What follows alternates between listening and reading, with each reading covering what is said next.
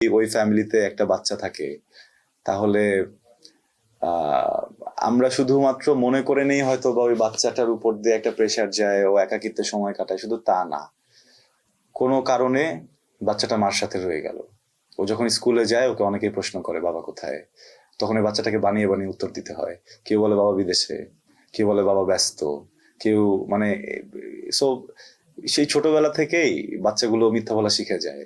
এই মিথ্যাটা কিন্তু আসলে দোষ না, এটা বাঁচার জন্য মিথ্যাটা বলতে হয়। পারিবারিক ইস্যুগুলো আসলে খুবই ইম্পর্টেন্ট। এখন তো খুব সহজ হয়ে গেছে, পরিবার ভেঙে ফেলি আমরা পান থেকে চুনে গেলেই। কিন্তু দেখেন একটা জিনিস ভেবে যে আমরা আসলে প্রকৃত অর্থে যদি কাউকে পরিবার মনে করি, আমরা সেটা কখনোই ভাঙি না।